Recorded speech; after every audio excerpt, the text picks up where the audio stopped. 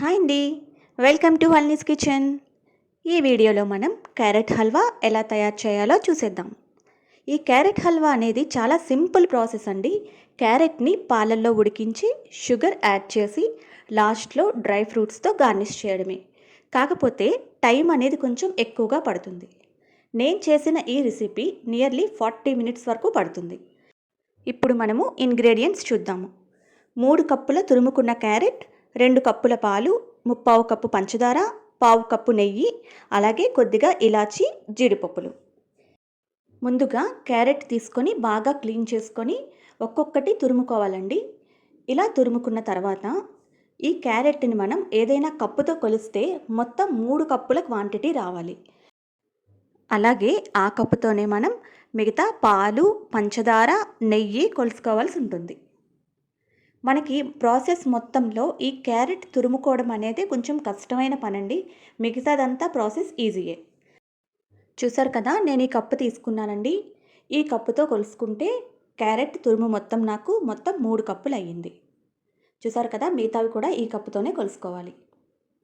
ఇప్పుడు ముందుగా ఒక కళాయి తీసుకొని అందులో 2 టేబుల్ స్పూన్ల వరకు నెయ్యి వేసుకొని మీరు క్యారెట్లో ఏవైతే డ్రై ఫ్రూట్స్ వేయాలి అనుకుంటున్నారో అవి ముందుగా ఫ్రై చేసుకొని పెట్టేసుకోండి. మీరు జీడిపప్పులైనా, కిస్మిస్ అయినా, పిస్తా, బాదం ఏది వేయాలనుకున్నా సరే ఫ్రై చేసుకొని ఒక ప్లేట్లోకి తీసుకొని పక్కన పెట్టేసుకోండి. ఇప్పుడు జీడిపప్పులు తీసిన తర్వాత ఇదే కళాయిలో మనం రెడీ చేసి పెట్టుకున్న క్యారెట్ తురుమును వేసుకోవాలి. ఇలా మొత్తం 3 కప్పులు క్యారెట్ తురుమును వేసుకొని మనం పచ్చివాసన పోయే వరకు ఫ్రై చేసుకోవాలి. మీరు తక్కువ క్వాంటిటీ గనక తీసుకుంటే ఒక 2-3 మినిట్స్ పడుతుందండి. లేదు ఎక్కువ క్వాంటిటీ తీసుకుంటే ఒక 5 to 7 మినిట్స్ పడుతుంది. నేను 1 కేజీ క్యారెట్ తీసుకున్నానండి. నాకు క్యారెట్ పచ్చివాసన పోయే వరకు ఫ్రై చేసుకోవడానికి ఒక 7 మినిట్స్ పట్టింది. క్యారెట్ వేగిందా లేదా తెలియాలి అంటే ముందుగా మీరు చూడాల్సింది క్యారెట్ క్వాంటిటీ తగ్గుతుందండి. మీరు వేసిన క్వాంటిటీలో ఆల్మోస్ట్ హాఫ్ అనేది తగ్గిపోతుంది. అలాగే క్యారెట్ కలర్ కూడా లైట్ కలర్ అయిపోతుంది. ఇప్పుడు చూసారు కదా మీరు, క్యారెట్ అనేది డార్క్ ఆరెంజ్ కలర్లో ఉంది. అలాగా పేల్ కలర్ అంటే బాగా పాలిపోయిన రంగు వచ్చేస్తుంది. అలా వచ్చే వరకు మీరు క్యారెట్ని ఫ్రై చేయాలి.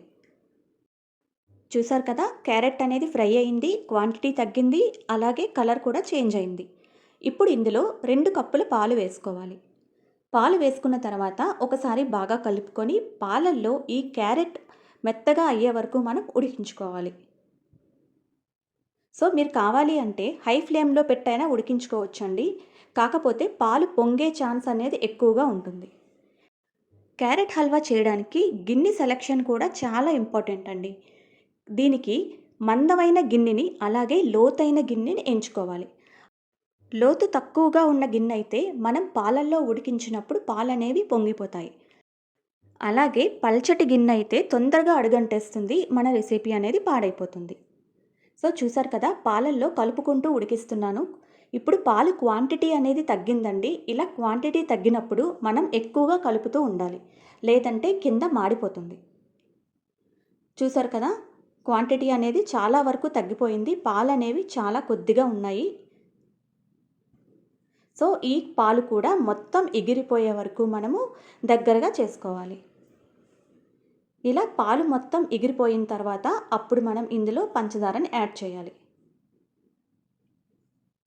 చూసారు కదండి, పాలు అనేవి ఆల్మోస్ట్ ఎగిరిపోయాయి, చాలా కొద్దిగా ఉన్నాయి. ఈ పాలు మొత్తం ఎగిరిపోయి ముద్ద అనేది దగ్గరకు అయ్యే వరకు మనము ఇలా కలుపుకుంటూ కుక్ చేసుకోవాలండి. ఇలా దగ్గరగా అయిన తర్వాత మీరు ఇందులో ముప్పావు కప్పు పంచదారని యాడ్ చేయాలి. 3 కప్పుల క్యారెట్ తురుముకి ముప్పావు కప్పు పంచదార అయితే కరెక్ట్గా సరిపోతుందండి. మీరు పంచదార కనుక కొద్దిగా ఎక్కువ వేసుకుంటే బాగా తియ్యగా వచ్చేస్తుంది. సో చూసారు కదా, ఇప్పుడు నేను పంచదార యాడ్ చేసుకున్నాను. వేడికి పంచదార కరిగిపోయి కొంచెం తిక్కగా అయిన ముద్ద మళ్ళీ పలచబడిపోతుంది. అలాగే మనకి కలర్ చేంజ్ అయిపోయింది కదా క్యారెట్ ఫ్రై చేసినప్పుడు. ఇప్పుడు ఈ పంచదారలో ఈ క్యారెట్ ముద్ద ఉడికినప్పుడు కలర్ అనేది మళ్ళీ డెవలప్ అవుతుంది. చూసారు కదా, నేను ఇందులో ఇలాచీ పౌడర్ కూడా ఇప్పుడే యాడ్ చేసుకున్నాను. ఇలా పంచదార మొత్తం కరిగిపోయిన తర్వాత ఈ క్యారెట్ ముద్ద అనేది పలచబడుతుంది. ఇప్పుడు దీన్ని మనం మీడియం టు హై ఫ్లేమ్లో పెట్టుకొని కలుపుకుంటూ దగ్గరగా అయ్యే వరకు బాగా కుక్ చేసుకోవాలి. హై ఫ్లేమ్లో గనక పెడితే మీరు ఫ్రీక్వెంట్గా కలుపుతూ ఉండాలండి, లేకపోతే మాడిపోతుంది. అలాగే ముద్ద దగ్గరైన తర్వాత మనం పావు కప్పు నెయ్యి పెట్టుకున్నాం కదా, ఆ నెయ్యిని కొద్ది కొద్దిగా ఇందులో యాడ్ చేసుకుంటూ మనం మళ్ళీ దగ్గరగా చేసుకోవాలి. మనకి హల్వా కన్సిస్టెన్సీ వచ్చే వరకు మనం బాగా కలుపుకుంటూ కుక్ చేసుకోవాలి. ఇలా మనం తీసుకున్న నెయ్యి మొత్తం అయిపోయే వరకు కొద్ది కొద్దిగా నెయ్యి యాడ్ చేసుకుంటూ మనం బాగా కుక్ చేసుకోవాలి.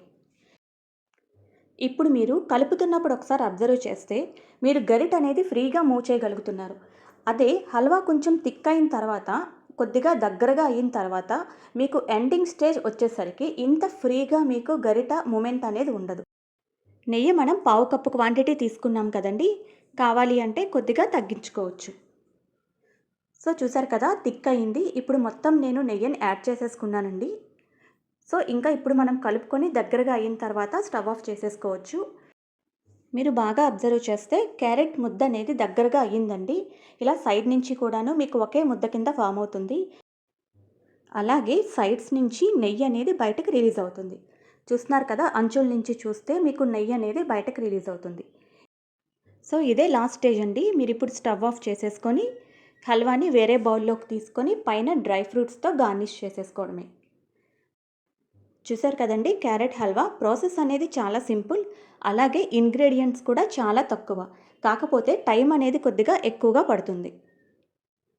కానీ టేస్ట్ కూడా అంతే బాగుంటుందండి. మీరు ఎంత టైం తీసుకొని ఎంత కష్టపడి చేసినా టేస్ట్ అనేది అంత సూపర్గా వస్తుంది.